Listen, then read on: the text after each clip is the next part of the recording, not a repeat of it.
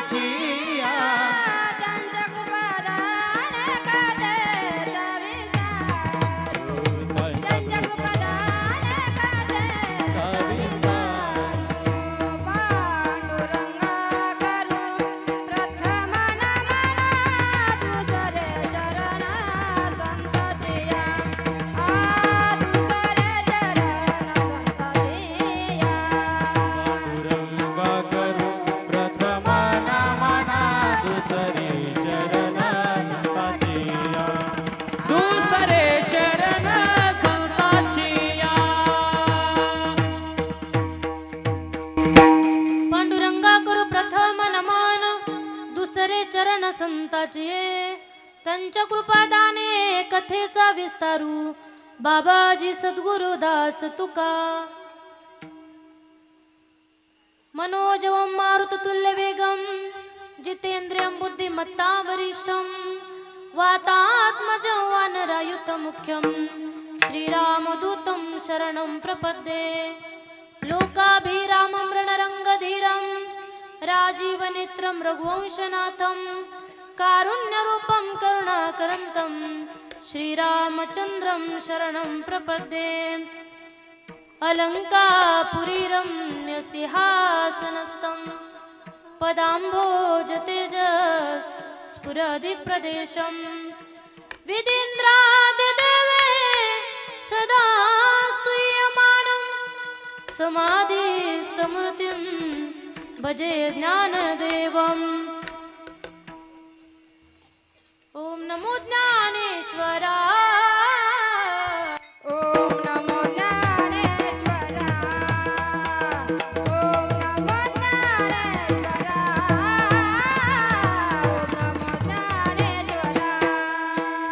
हे ओम नमो ज्ञानेश्वरा ओम नमो ज्ञानेश्वरा ओम नमो ज्ञानेश्वरा ओम नमो ज्ञानेश्वरा करुणा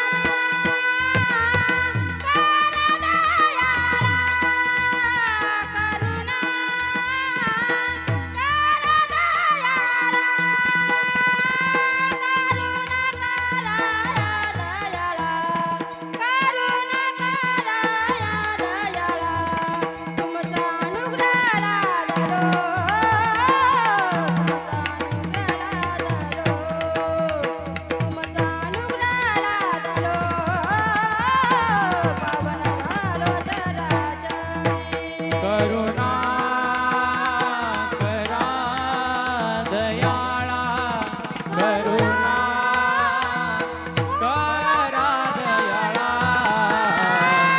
करुणा करा दयाळा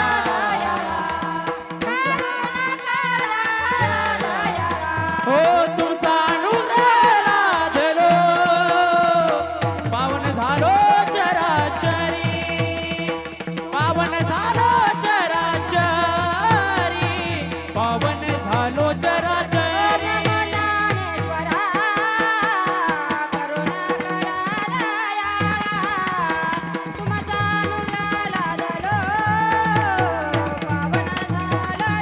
ओम नमो ज्ञानेश्वरा करुणा करा दयाळा हो तुमचा अनुग्रह लादलो पावन झालो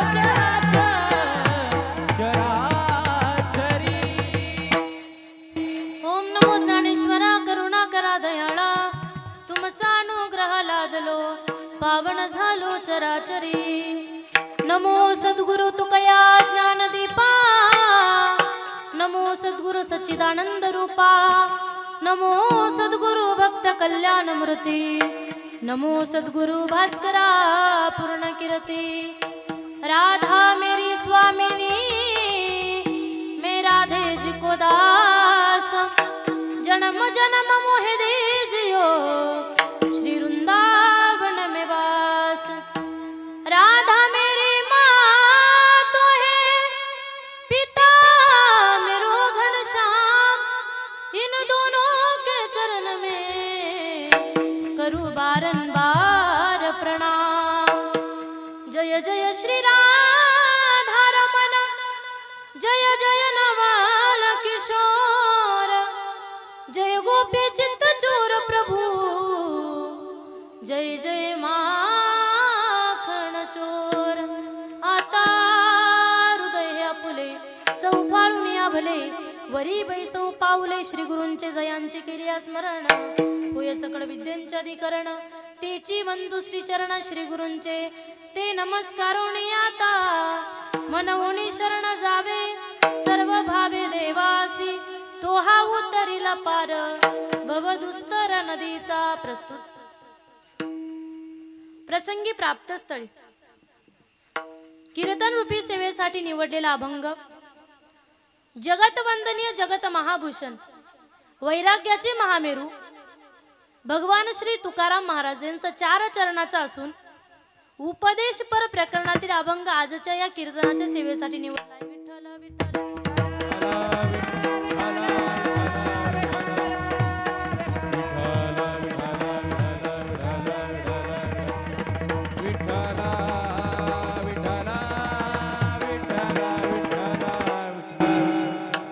बघा आजच्या आपल्या सोहळ्यासाठी अखंड हरिनाम सप्ताहाला आपल्या भेट देण्यासाठी आपल्या मतदार संघाच्या आमदार माननीय श्वेताताई महाले पाटील या ठिकाणी त्यांचं आगमन झालेलं आहे. त्यांच्यासाठी एकदा जोरदार टाळ्या वाजवा सर्व. बघा आपल्या या सोहळ्यासाठी त्यांची भेट या ठिकाणी झालेली आहे.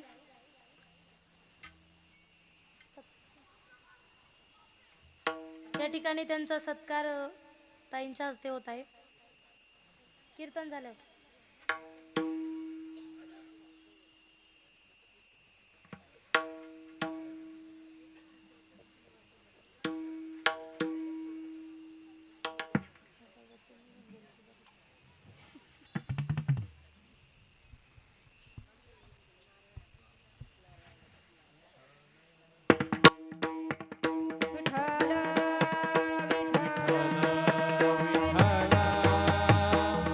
विठ्ठल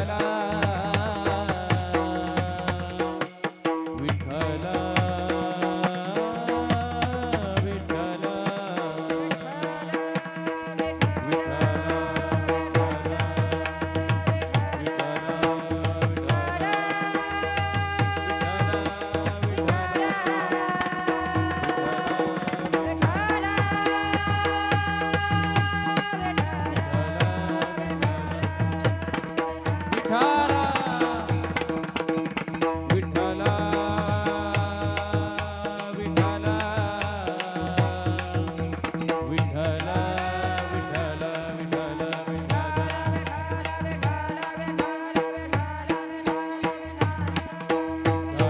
विठ्ठला विठ्ठला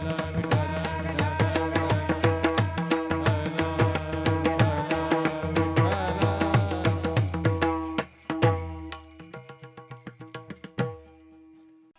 बघा कुठलाही कार्यक्रम म्हटला की अल्पसा परिहार देणं उचित आहे. तो म्हणजे असं की आज या ठिकाणी सालाबादाप्रमाणे चालत असलेला आपला अखंड हरिनाम सप्ताह, भव्य दिव्य तपपूर्ती कथा कीर्तन सोहळा, कीर्तनाचं आयोजन केलेलं आहे, सप्ताहाचं नियोजन केलेलं आहे.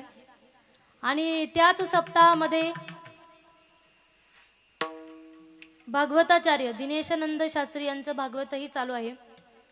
ज्यांच्या नियोजनाने हा सप्ताह चालू आहे त्या आमच्या आईसाहेब, आईच आहेत बरं का.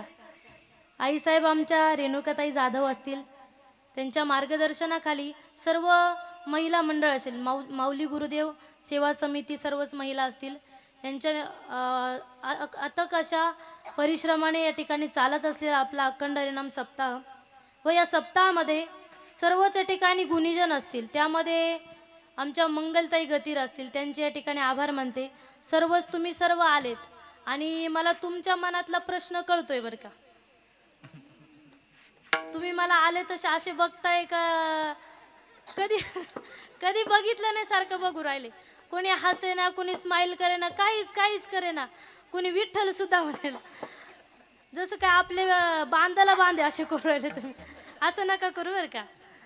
तुम्हाला सांगून जाईल, तुम्हाला वाटत होतं बा हे काय झालं, आम्ही काय आलो तो मनामध्ये घेऊन आणि काय झालं. आज खऱ्या अर्थाने महाराष्ट्रातील नामवंत कीर्तनकार सौ सुप्रियाताई साठे यांचं कीर्तन होतं, हे तुम्हाला सर्वांना माहिती. पण काही कारणास्तव ताईंना थोडंसं जमलं नाही यायला, मग त्या काही आल्या नाही. आणि मग त्यांच्या जागेवरती मला, म्हणजे एवढी पात्रता नाही माझी त्यांच्या जागेवरती कीर्तन करण्याची. पण आईसाहेबांनी सांगितलं आणि श्यामदादाही बोलले करा कीर्तन.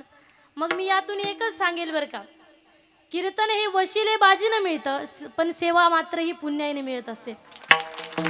काही माझं मागच्या जन्मीचं खूप पुण्य केलेलं असेल मी, मागच्या जन्मी बरं का, ह्या जन्मात नाही सांगत, जन्मोजन्मी फार पुण्य केलं असेल मी, तेव्हा मला या ठिकाणी सेवा करण्याचं या ठिकाणी भाग्य मिळालेलं आहे. माझं भाग्य उदयाला आलेलं आहे. बघा तुकोबराय अभंगाद्वारे काय सांगतात, आता नाही ना काही शंका, एकदम मन लावून कीर्तन ऐका. बघा कीर्तन कुणाचे असो, आपण मन लावून ऐकलं पाहिजे. कीर्तनकार समोर कोणी ये नाही बघायचं. कीर्तनकार कोणत्या महात्म्याचं सांगतो हे ऐकलं पाहिजे, कोणत्या साधूचं या ठिकाणी सांगत आहे. सांगणारे मी नाही, सांगणारे साक्षात जगद्गुरु तुकाराम महाराज आहे.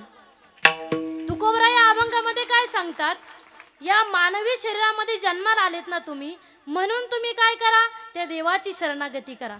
मन होनी शरण जावे, पण कसं जा, कसंही नका जाऊ, सर्व भावे देवासी, सर्व भावे त्या देवाला शरण गेलं पाहिजे. मग तो काय करेल, इथपर्यंत आपलं काम आहे बरं का. मनवून शरण जावे सर्व भावे देवासी. एवढं आपलं एवढंच काम आहे. मग तो त्याच्या पुढे काय करेल? तो हा उतरील पार. तो म्हणजे कोण? तो भगवंत, तो देव, तो विठ्ठल काय करेल? भवदुस्तर नदीचा. या संसारामध्ये जेवढं दुःख आहे ते दुःख तो निवारून आपल्याला सुखाची प्राप्ती करून देईल. मग का करून देईल? तर त्याचा स्वभावच आहे. बहु आहे करुणावंत अनंत हे नाम ज्या. तो करुणावान आहे, तो कृपावान आहे. तो आपलं चांगलं केल्याशिवाय राहणार नाही, तो आपल्याला सुखाची प्राप्ती दिल्याशिवाय राहणार नाही. मग तुकोबरायांना काही साधक म्हटले, तुकोबराया ठीक आहे, तुमचं हे सर्व आहेत ना, देव कृपावान आहे, तो कृपा करतो, त्याला शरण गेल्याच्या नंतर सुखाची प्राप्ती मिळते, हे तुम्ही सर्व सांगताय. पण हे तुम्ही कुठून काही ग्रंथात वाचलं का? कुठं तुम्ही तुम्हाला कोणी सांगितलं का?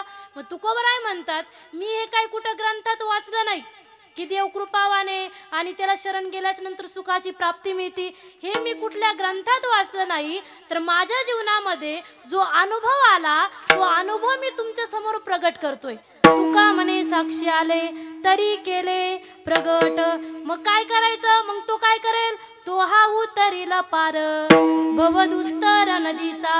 हा झाला अभंगाचा सरळ सरळ भावार्थ. चिंतन तुम्हाला कळलं ना?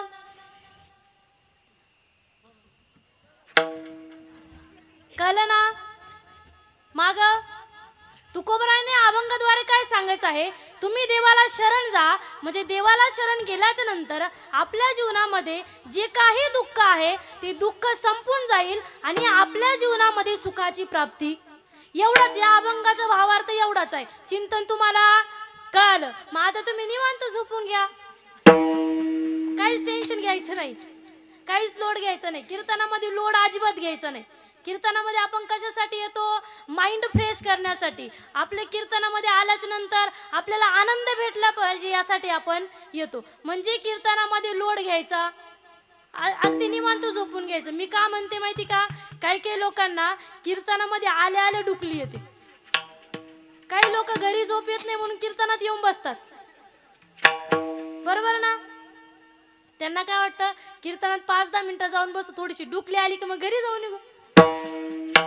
का होतं माहिती का? काही काही लोक सप्ताह कमिटी असेल, आपल्या ताई असतील, आई साहेब, त्यांनी पण काही वाईट वाटून घ्यायचं कारण नाही. का माहिती का? काही काही वेळेस ना लोक नुसते झोपतात, काहीच वाईट वाटून घ्यायचं कारण नाही. का माहिती का? ज्यांना ज्यांना कीर्तनामध्ये आल्या आल्या, प्रवचनामध्ये आल्या आल्या डुकली येते, त्यांनी समजून घ्यायचं, आमचं मागच्या जन्मीचं पाप आम्हाला कीर्तनामध्ये बसू देत. कीर्तन भजन ऐकणं एवढ्या सोप्या गोष्टी नाही. कुणी उठाव कीर्तनाला यावं असं बघा. कीर्तन ऐकण्यासाठी फार पुण्य लागते. नामदेव महाराज सारखा महात्मा सुद्धा म्हणतोय बघा, जन्मो जन्म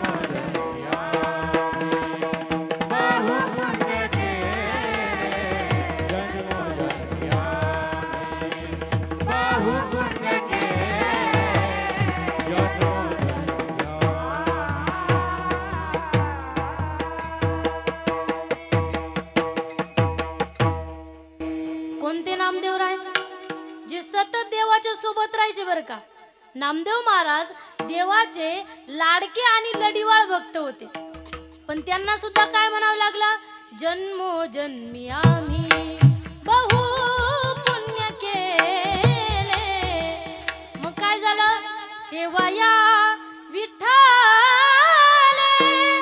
कृपा केली जन्मोजन्मी. मग आपणही समजायचं आमचं जन्माजन्मांतरीचं पुण्य झालं तेव्हा आम्ही या ठिकाणी आलेलो. बघा, तुम्ही तुमच्या मैत्रीला म्हटले असेल, तुम्ही तुमच्या मित्राला म्हटले असतील, चला ना आज कीर्तनाला गेलं पाहिजे, बसलं पाहिजे कीर्तनाला, चला. मग ते म्हटले असतील, नाही नाही आज सवड नाही. काय म्हटले असतील, सवड नाही. सवड नाही असं नाही, नशीब नाही, फार पुण्य लागते. ज्ञानोबराय म्हणतात, बहुत सुकृताची जोडी म्हणून विठ्ठली आवडी. फार पुण्य लागते. बघा, या धर्म मंडपामध्ये येण्यासाठी पुण्य लागते आणि त्याच्यापेक्षा जास्त आपल्या मुखामध्ये नाम येण्यासाठी फार पुण्य लागतं आणि त्याच्याही पेक्षा आपल्याला हे मानवी शरीर मिळालं ना याच्यासाठी पण फार पुण्य लागतंय. मानवी शरीर काही सहजासहजी मिळत नाही. शास्त्रामध्ये वर्णन आलेलं आहे, ज्या वेळेस मनुष्याचं समान पाप पुण्य होतं त्यावेळेस आपल्याला मनुष्य शरीर मिळतोय. तुम्हाला व्यावहारिक उदाहरण सांगेल बरं का. 75 पैसे पाप, 25 पैसे पुण्य पशु पक्ष्यांचे देह. लक्ष द्या बरं का इकडं. 75 पैसे पुण्य, 25 पैसे पाप स्वर्गेचे देह आणि 50 पैसे पाप, 50 पैसे पुण्य मनुष्य शरीर. मग माणसाच्या शरीरासाठी समान पाप पुण्य लागते. एक जण मेल्यानंतर देवाकडे गेला. देवाला म्हटलं, देवा काढ आता आपल्या पाप पुण्याचा हिशोब, किती पाप झालं, किती पुण्य झालं. देवा हिशोब काढ. मग देवाने त्याचा पाप पुण्याचा हिशोब काढला. देव म्हणतोय, बघ, तुझ्याकडनं मृत्यू लोकामध्ये जीवन जगत असताना, मानवी शरीर घेऊन जीवन जगत असताना तुझ्याकडनं 47 पैसे पुण्य घडले. म्हणजे माणसाच्या शरीरासाठी किती पैसे पुण्य कमी पडलं. एक दोन येते ना, किती, 3 पैसे पुण्य. किती, तुमची समाधी लागली काय, बोला ना तुम्ही. 3 पैसे पुण्य कमी पडलं. मग देवाला तो म्हणतोय, बघ देवा आता तुम्हाला काय बनवणार, माझं 3 पैसे पुण्य कमी पडलंय, मग काय बनवणार. देव म्हणतोय, चल आता मी तुला बैल बनवतो. बैल पाहिजे का आपल्याला, बैला जन्म. माझी पहिल्यांदा तुम्हाला विचारते बरं का, माझी भाषा समजते ना तुम्हाला. आमची नाशिकची भाषा, तुमची बुलढाण्याची भाषा, बरोबर ना. बघा, मग देव म्हटलं, चला आता मी तुला बैल बनवतो. मग तो असं म्हणतोय, देवा नको ना, एवढ्यांदा दे माणसं शरीर, करीन मी या जन्मामध्ये ना समान पाप पुण्य करीन आणि मगच तुझ्याकडे येईन, असं तो म्हणतोय बरं का. मग देव म्हटलं, नाही नाही, आपला हिशोब कसा आहे, 50 पैसे पाप, 50 पैसे पुण्य, तुझं 3 पैसे पुण्य कमी पडतंय. आता काही तुम्हाला डोकं लावू नको, माझा शेवटचा निर्णय, आता मी तुला बैलच बनवणार.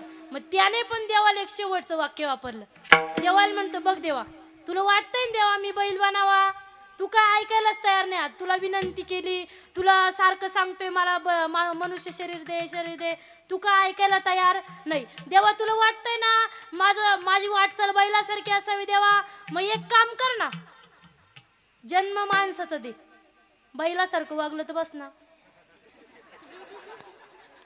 बाकीचे 47 पैशावर ज्यांना खायला त्यांनाच खायला. विठ्ठल विठ्ठल.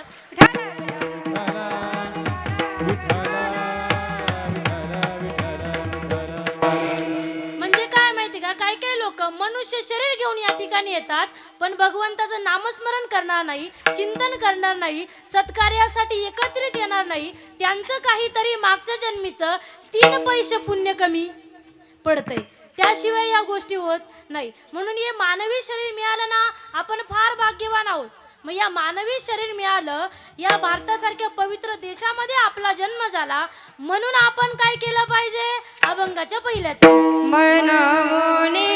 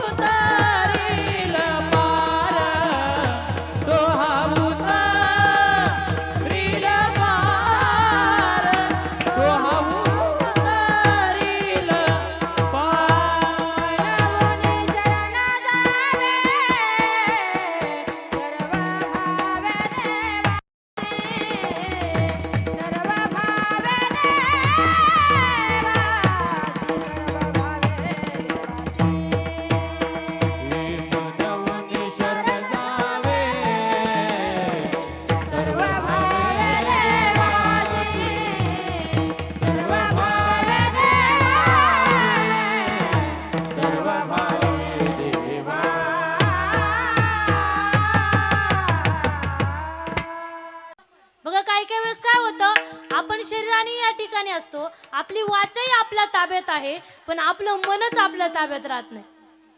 आपण इथं बसतो पण आपल्याला चिंता कुठली असते, घरची.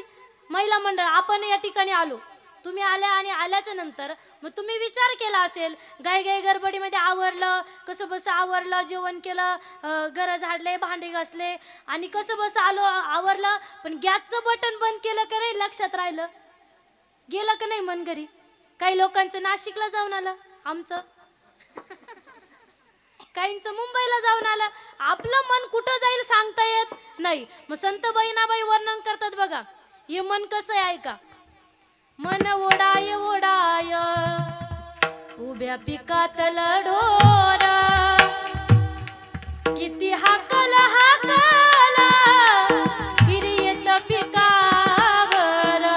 या मनाला किती आपण इकडे वळवण्याचा प्रयत्न केला ना, ती दुसरीकडेच जाते. पण या मनाला भगवंताच्या नामस्मरणाचा छंद लागला पाहिजे. माझ्या मनाला गोछंद,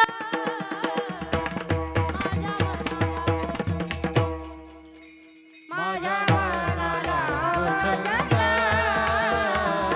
माझ्या मनाला गोछंद. नित्य गोविंद गोविंद, नित्य गोविंद गोविंद. हो माझ्या मनाला गोछंद, माझ्या मनाला गोछंद. नित्य गोविंद गोविंद, नित्य गोविंद गोविंद. आ आ माझ्या मनाला गोछंद, माझ्या मनाला गोछंद.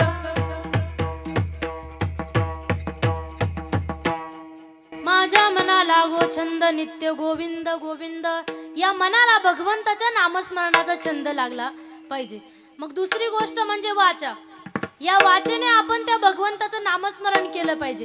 घेई घेई माझे वाचे गोड नाम विठोबाचे. या वाचेने त्या भगवंताचं नामस्मरण केलं पाहिजे. बघा या मुखामध्ये नामस्मरण येण्यासाठी फार पुण्य लागते. तुम्हाला सांगितलं ना मी, हे शरीर घेण्यासाठी फार पुण्य लागते. त्याच्यापेक्षा या मनुष्य शरीरामध्ये आल्याच्या नंतर या वाचेमध्ये भगवंताचं नामस्मरण येण्यासाठी पण फार पुण्य लागतं. मग संत महात्मे काय म्हणतात, आम्ही ना जन्मोजन्मी जसे आम्ही जन्मामध्ये श्वास मोजले ना, तसं त्या भगवंताचं नामस्मरण केलं आणि तेव्हा आमच्या या मुखामध्ये त्याचं नामस्मरण आलेलं आहे. बघा एका गवळणीमध्ये गोड वर्णने, कुणी म्हणे ही असेल चोरी, कुणा वाटते ही उधारी, जन्मभरीच्या श्वास तुके, जन्मभरीच्या श्वास तुके, मोजयले हरिना. विकत घेतला श्याम, बाई मी विकत घेतला श्याम, बाई मी विकत घेतला श्याम, बाई मी विकत घेतला श्याम, बाई मी विकत घेतला श्याम, बाई मी विकत घेतला श्याम. कुणी म्हणे हा यमुनेवरचा गुलाम काळा संता घरचा, हाच तुक्याचा विठ्ठल आणि दासाचा श्रीराम, विकत घेतला श्याम, बाई मी विकत घेतला श्याम. विकत कसा घेतला? पैशावरती नाही बरं का. आजकाल पैशा मागे फार त्या ठिकाणी पैशाने कुठलीही गोष्ट होते, पण हे नामस्मरण करण्यासाठी पैसे लागत नाही. कबीर महाराज सांगतात बघा, बोलो राम राम राम, बोलो श्याम श्याम श्याम. पैसा न लागे रुपया न लागे, ना लागे कबरे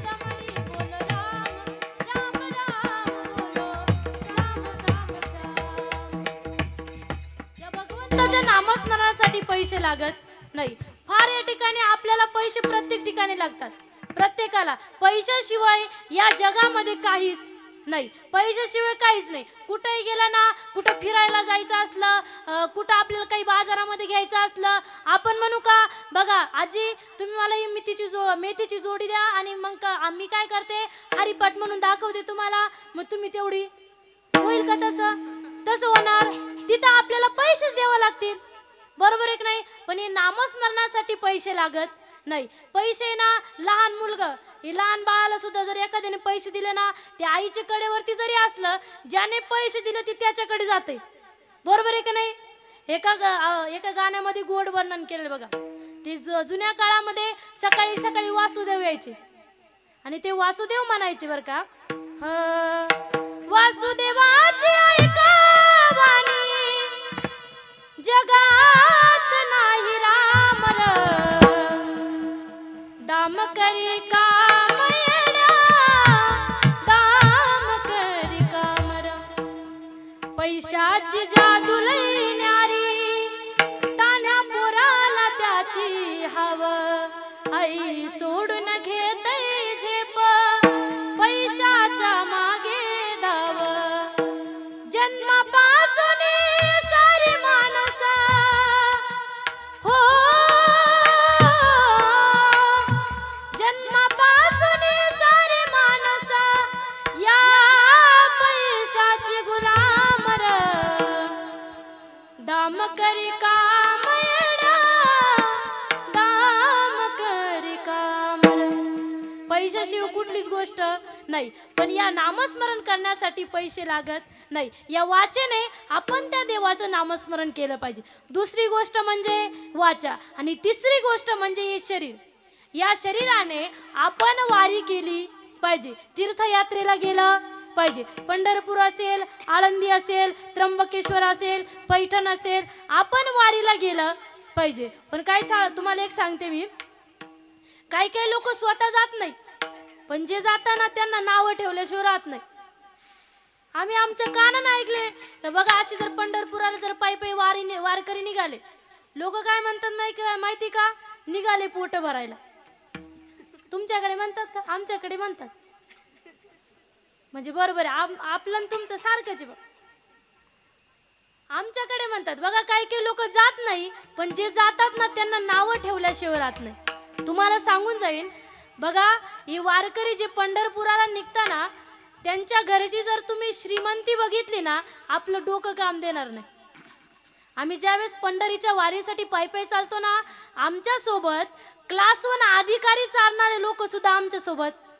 ते लोक आहे ना, वर्षभर सुट्टी घेत नाही काही लोक, पण पंढरीच्या वारीसाठी सुट्टी काढून चालणारे लोक सुद्धा आजपर्यंत आहे, आमच्या सोबत चालतात ते.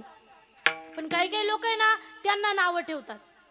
मग बघा, असं जर आपण विचारायला गेलं ना, चला ना पंढरीला, काही लोकांना आपण निघालो तर म्हणतो चला ना पंढरीला.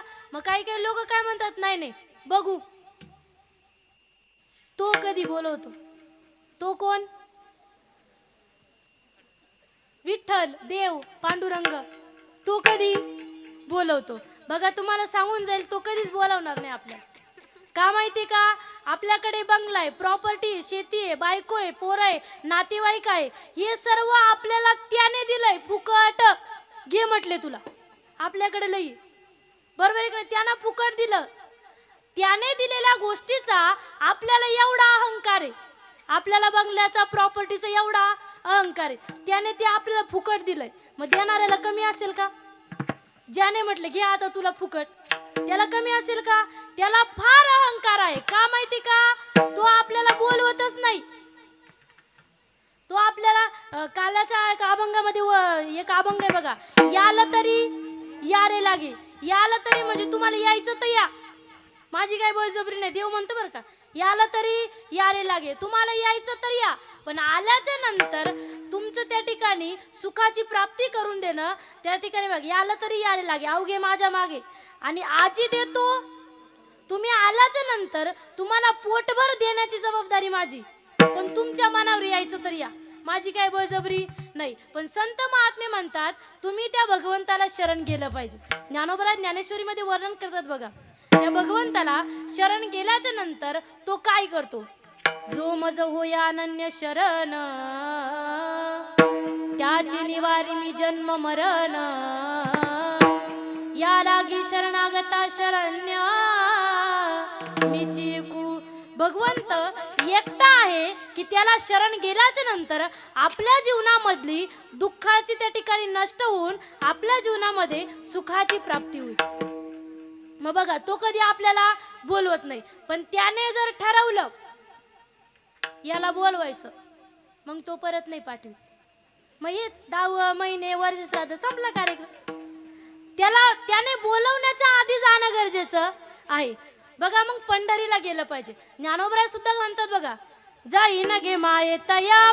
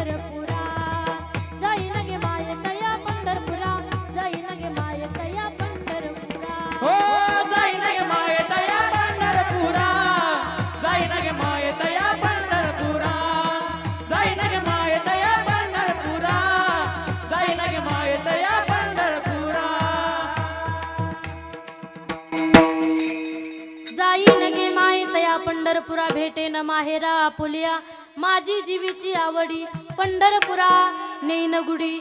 म्हणजे आपण वारीला गेलं पाहिजे. तिसरी गोष्ट म्हणजे हे शरीर. पहिली गोष्ट काया वाचा आणि मन, म्हणजेच सर्व भावे देवासी मनवुनी शरण जावे. आपण देवाला शरण गेलं पाहिजे, पण सर्व भावे गेलं पाहिजे. मग शरण गेल्याच्या नंतर आपण त्या देवाचं नामस्मरण चिंतन केलं पाहिजे, नामस्मरण केलं पाहिजे. बघा, या भगवंताने आपल्याला ज्यावेळेस आपला जन्म होत होता बघा, ज्यावेळेस आपण आईच्या पोटामध्ये होतो त्यावेळेस आपण देवाला विनंती केली.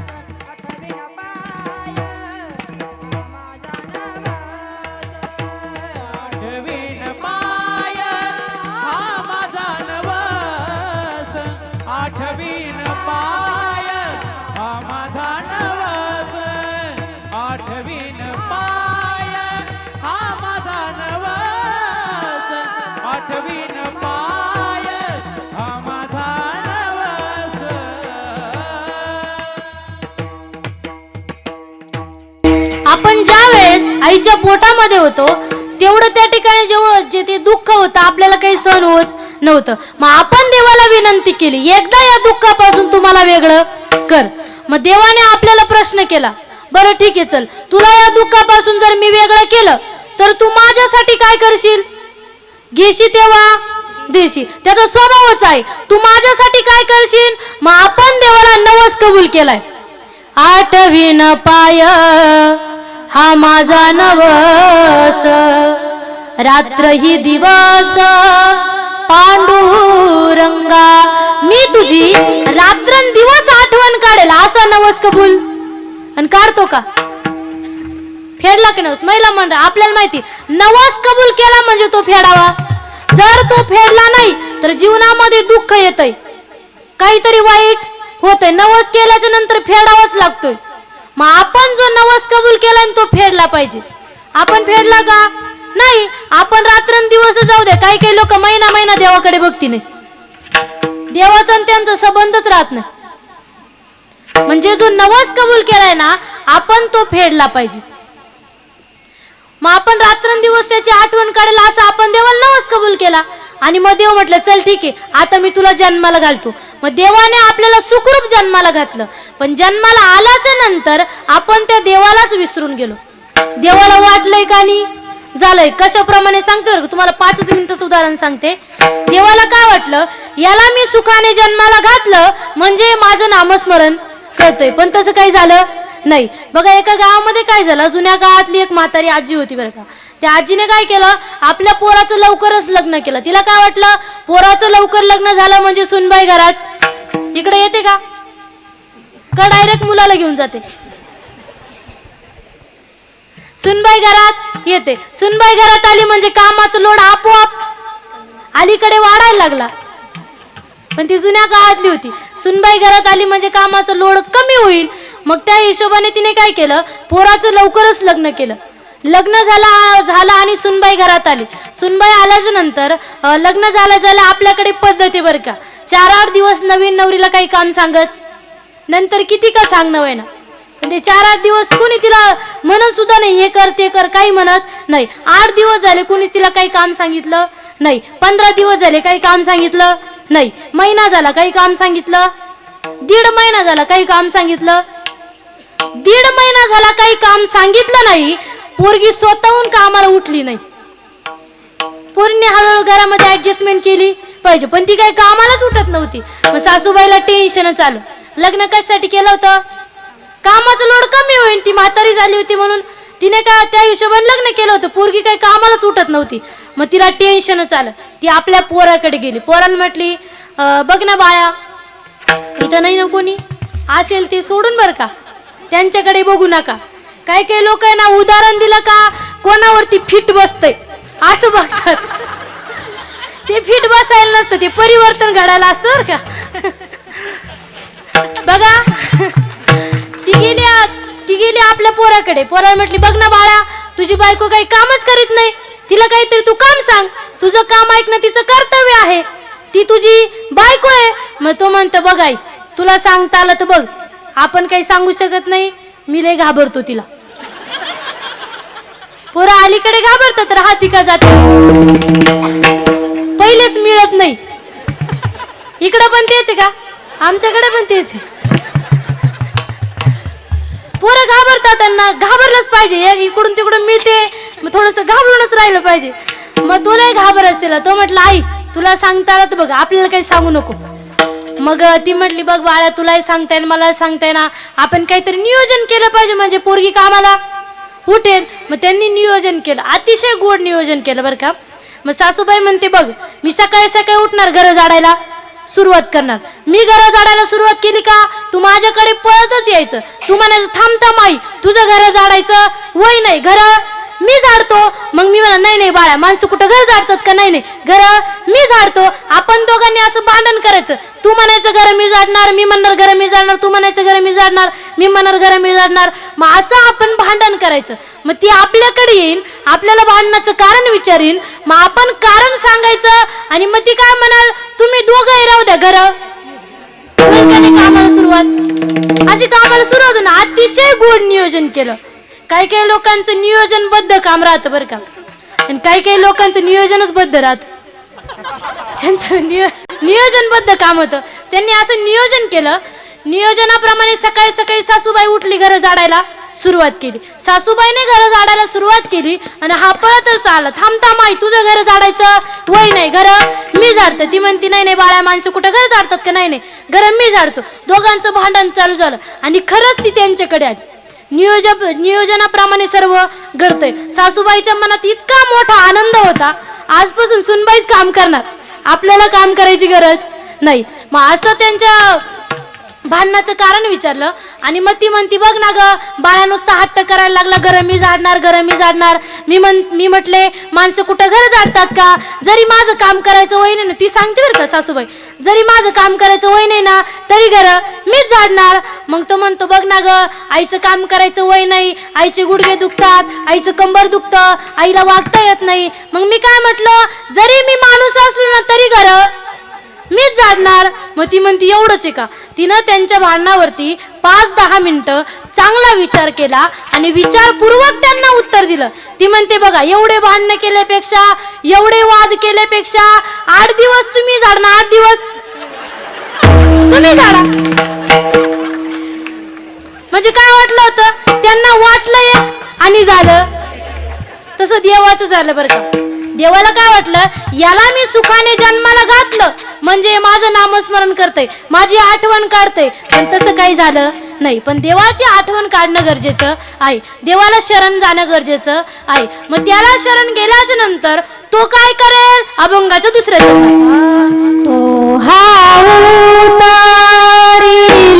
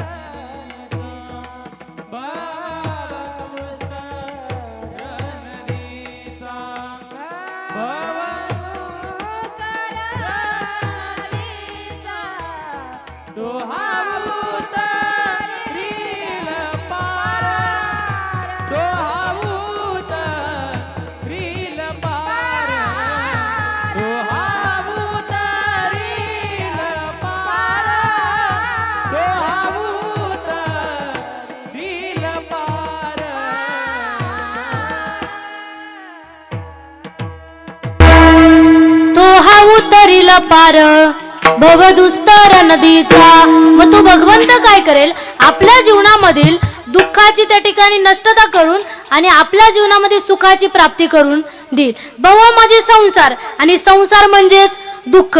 या संसारामध्ये फार दुःख आहे, आपल्याला सर्वच पाठ आहे. संसार दुःख मुळ चौकडे इंगळ, दुःख बांधवडी आहे हा संसार. आपल्याला पाठ आहे पण आपण काही तिकडे लक्ष देत नाही.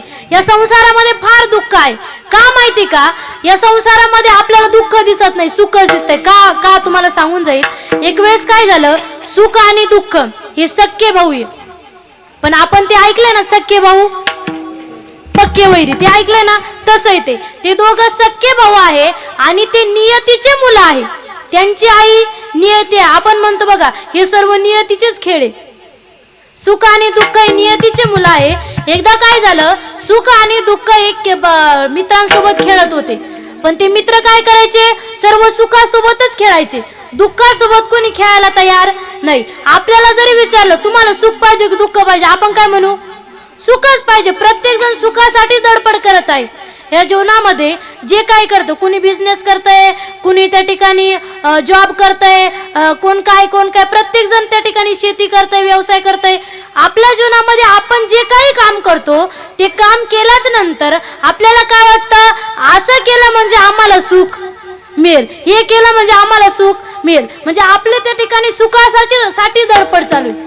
मग ते पोरं काय करायचे, सर्व सुखासोबतच खेळायचे, दुःखासोबत कोणी खेळायला तयार नाही. दुःख हा दुःखी झाला आणि आईकडे गेला. आईकडे गेल्याच नंतर मग आईला त्याने सांगितलं माझ्यासोबत कुणी काही खेळत नाहीये, मला लय, मी नाराज झालोय, मला लय दुःख वाटतंय.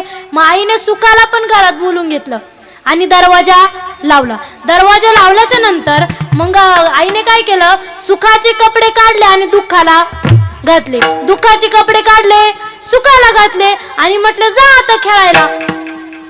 मग खेळायला गेल्याच्या नंतर मग त्या पोरांनी काय केलं, दुःखालाच सुख समजून त्याच्यासोबत खेळायला, ते कपडे चेंज झाले होते ना, दुःखालाच सुख समजून त्याच्यासोबत खेळायला लागले आणि आजपर्यंत तेच चालू आहे.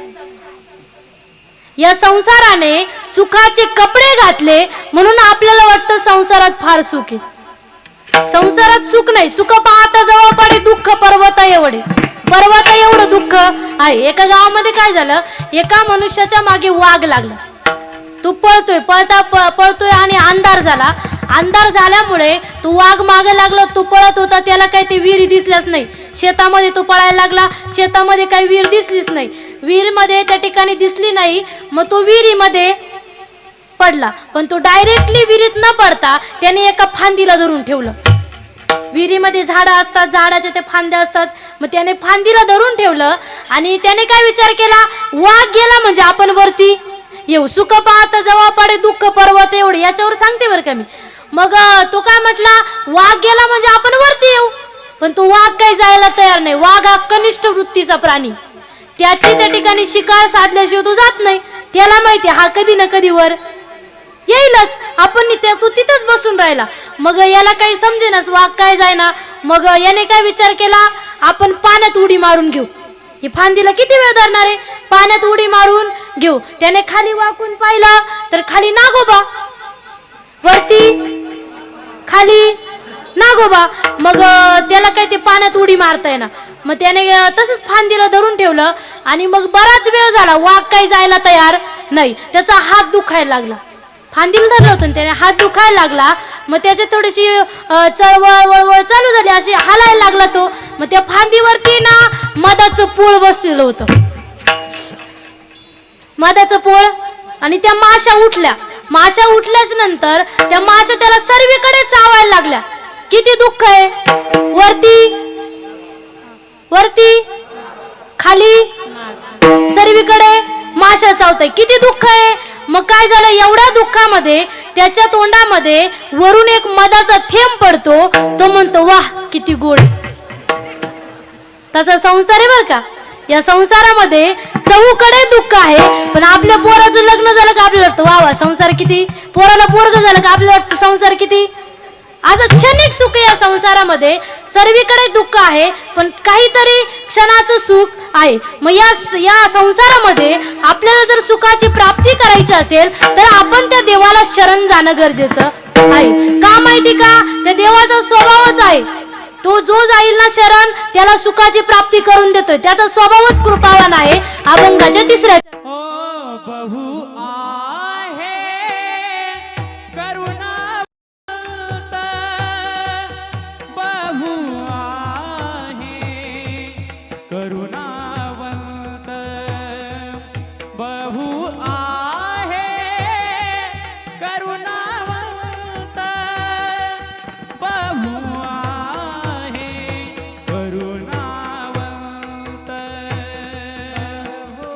आहे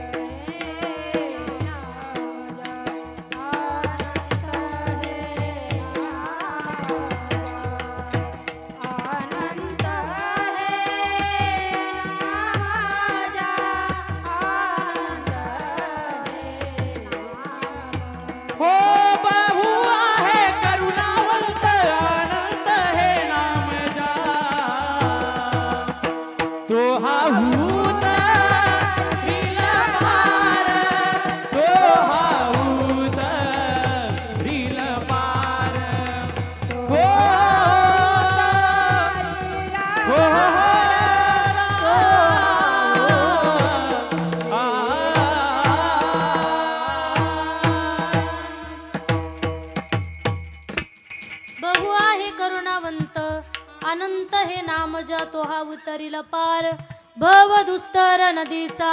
बघा तो भगवंत फार कृपावान आहे. मग संत महात्म्याने आपल्याला वेळोवेळी जाग केलेला आहे. संत महात्मे 3 वर्गाला जाग करतात. पहिला वर्ग मनुष्याला संत महात्मे जाग करतात, संत संतांना जाग करतात आणि संत देवाला पण जाग करतात. देवाला कधी जाग करतात? सकाळी सकाळी काकड्यामध्ये उठा पांडुरंगा प्रभात समयो मातला झाला अरुणोदय सरली निद्रेची वेळा मेळा गरुडा पारी दाटला. बघा संत देवाला सकाळी काकड्यामध्ये जाग करतात, संत संतांना जाग करतात. उठा साधू संत साधा आपुले हित जाईल हा नरदेव मग कैचा भगवंत. संत संतांना जाग करतात आणि संत आपल्याला जाग करतात. उठा जागे भारे आता स्मरण करा पंढरीनाथा भावे चरणी ठेवा मागा चुकली व्यथा जन्माचा. आता जागा रे बाई अनु जागा, आता जागा रे बाई अनु, आता जागा रे बाई अनु जागा. हो आता जागा रे बाई अनु जागा. आता जागा रे बाई अनु जागा, आता जागा रे बाई अनु जागा. हो आता जागा रे बाई अनु जागा. हे आता जागा रे बाई अनु जागा. चोरणी झाल्या चोरणी झाल्या चोरणी झाल्या नाडोनी भागा. आता जागा रे बाई अनु जागा, आता जागा रे बाई अनु जागा, आता जागा रे बाई अनु जागा. चोरणी झाल्या चोरणी झाल्या नाडोनी भागा. हो आता जागा रे बाई अनु जागा. आता जागा रे बाई अनु जागा. आता जागा रे बाई अनु जागा. संत महात्मे आपल्याला वेळोवेळी जाग करतात. आत्ताच जागवा. मग काय काही लोक म्हणतील आम्ही काय झोपलो का? त्या झोपेतून नाही, आपण या जीवनामध्ये देवाचं नामस्मरण केलं पाहिजे याच्यासाठी जागवा. मग संत महात्मे आपल्याला सांगून सांगून थकले. तुम्ही नामस्मरण करा, चिंतन करा, तरी काय आपण ऐकायला तयार नाही. मग नाथ महाराज एका ठिकाणी रागाचीच भाषा वापरतात बघा. नाथ बाबा एका ठिकाणी वर्णन करतात. पिंगळा महाद्वारी बोली बोलतो देखा पिंगळा महाद्वारी, पिंगळा माघारी बोल बोलतो देखा पिंगळा माघारी.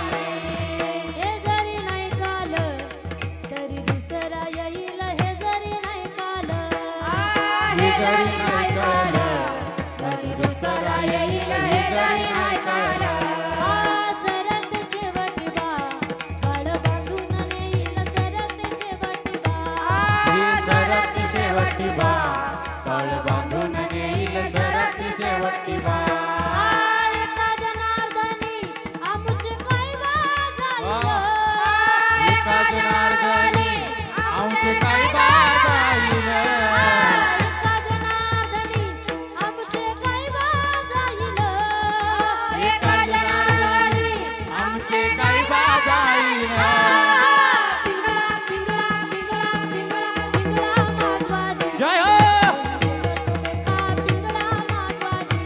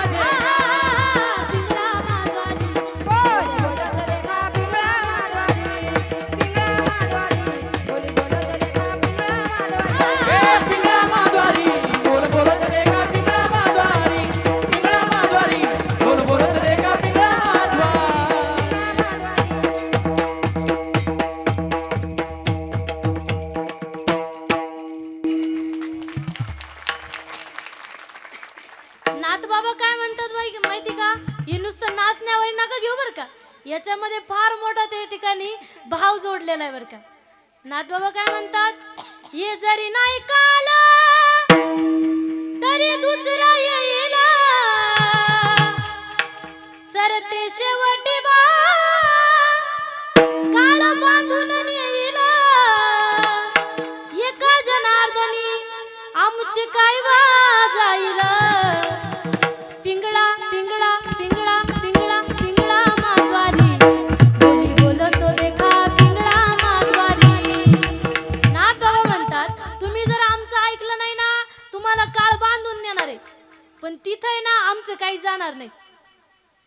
तुम्हालाच त्या ठिकाणी तुमचं शरीर जाईल, तुम्हाला नामस्मरण करता येणार नाही. आमचं तिथं काहीच जाणार, जे काही जायचं ना तुमचं जाणार आहे. म्हणून सावध व्हा, याच्यामधून आपण सावध झालं पाहिजे आणि मग त्या देवाचं नामस्मरण केलं पाहिजे. मग तुकोबरायांना साधक म्हटले, ठीक आहे तुकोबराया, तुम्ही एवढं सांगताय केव्हाच देवाला शरण जा, देवाला शरण जा, पण मग तुम्ही कशातून सांगताय? तुम्ही एखादा ग्रंथ वाचला का? तुम्ही कुठं वाचलं का? तुम्हाला कुणी सांगितलं का? तुकोबराय म्हणतात मला कुणी सांगितलं नाही, कुण्या ग्रंथात वाचलं नाही. माझ्या जीवनामध्ये जो अनुभव आला तो अनुभव मी तुमच्या समोर प्रगट केला. तू का म्हणे साक्षी आले, तू का म्हणे साक्षी आले,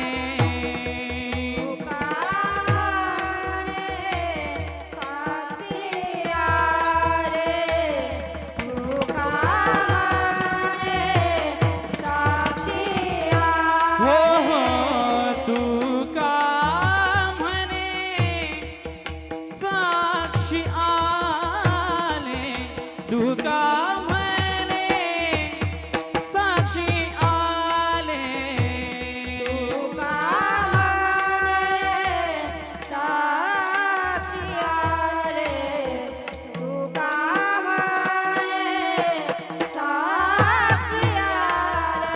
हो तरी केले हे प्रगट, तरी केले हे प्रगट, तो हावूत रीला पार, तो हावूत रीला पार,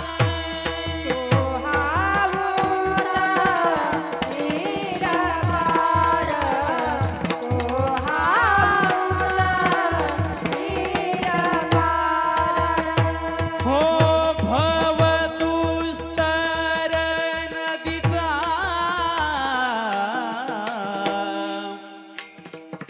भव दुस्तर नदीचा, नदीचा नदीचा, भव दुस्तर, भव दुस्तर,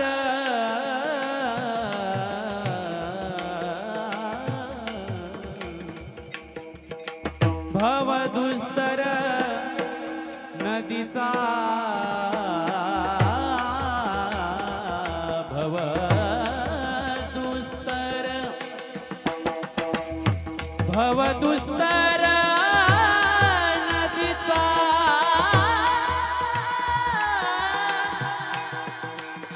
हे भव दुस्तर नदीचा, नदीचा नदीचा,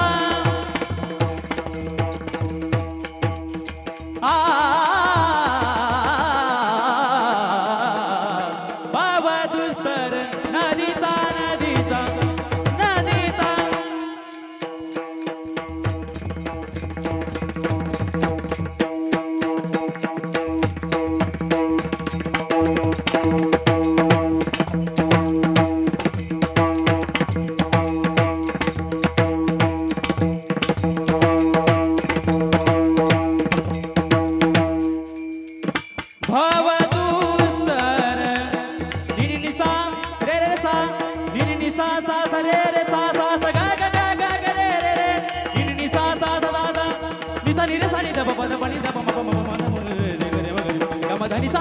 गमधनी सा गमधनी सा गमधनी सा गमधनी सा गमधनी सा गमधनी सा सा सा सा सा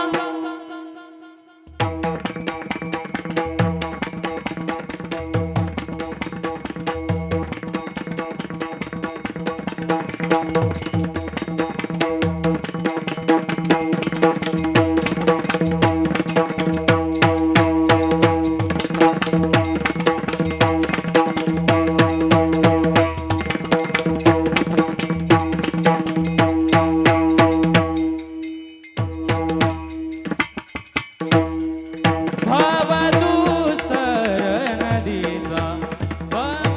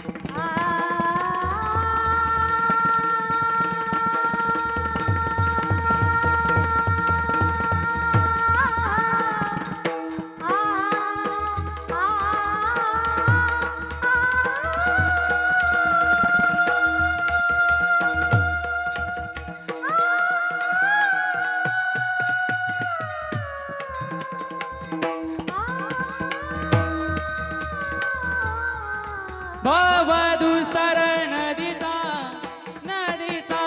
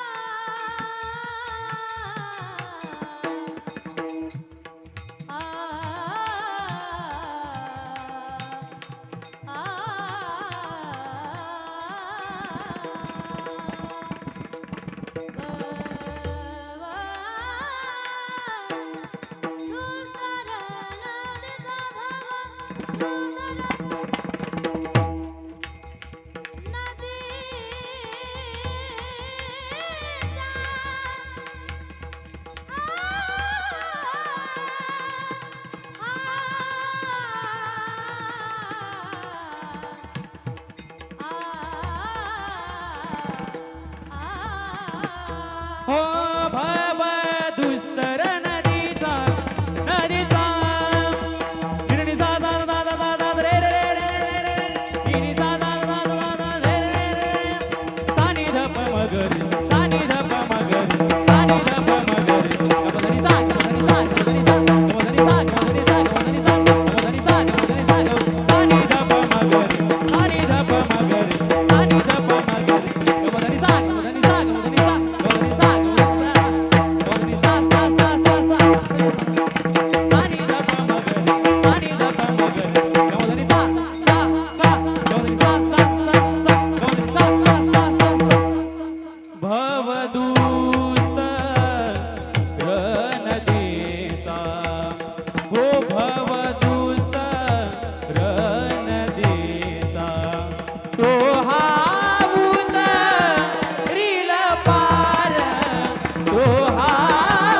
उतरील पार.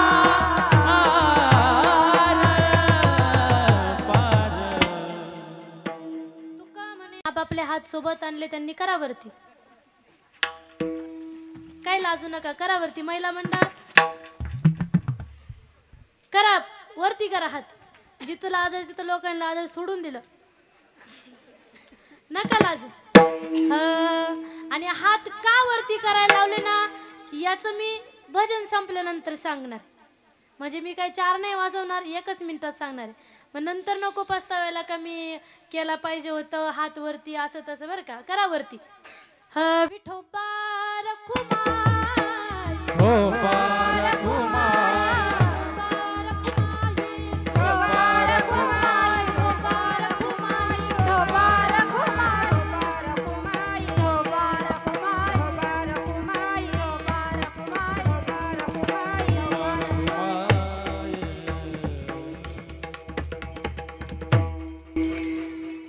बघा, सांगितल्याबरोबर सर्वांनी हात वरती केले, भजन केलं, चिंतन केलं, नामस्मरण केलं. सर्वांचेच या ठिकाणी आभार मानते बरं का. आणि न सांगता हात खाली केल्यामुळे डबल आभार. तसं कंटाळाच आपल्याला नामस्मरण चिंतन. बघा, काही काही लोक म्हणतील खाली हात करून सुद्धा भजन घडते, वरती करायची काय गरज, बरोबर आहे का नाही. वरती का करायचे माहिती का. बघा, ज्या वेळेस आपलं लहान बाळ असतं, ते लहान बाळ त्याचे वडील जर बाहेरून कुठून आले, मग ते काय करतं, पळत पळत जातं आणि वरती हात करते. मग त्याच्या वडिलांनी जर त्याला कडेवरती घेतलं, त्याला असं वाटतं या जगामध्ये मला कुठलीच गोष्ट नको आहे, आता सर्व सुखाची प्राप्ती त्याला होते. मग आपण त्या भगवंताची लेकर आहोत.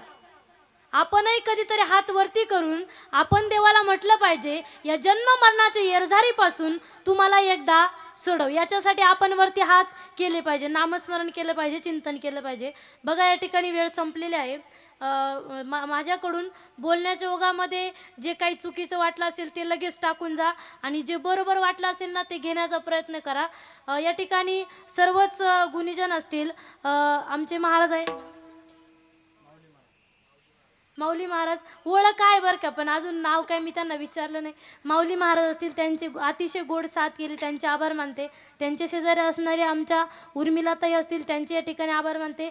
त्यांच्या शेजारी असणाऱ्या महाराष्ट्रातील नामवंत गायनाचार्य, आणि ज्यांच्याकडून मला या ठिकाणी मी पहिले मला काहीच येत नव्हतं बरं का, ज्यांचं ऐकून ऐकून मी जी शिकले आणि त्यांच्याबरोबर आता गायनाला सुरुवात केली, त्या अशा असणाऱ्या माझ्या मार्गदर्शक असणाऱ्या, माझ्या गुरुस्थानी असणाऱ्या मंगलताई गतीर असतील, त्यांचे या ठिकाणी आभार मानते.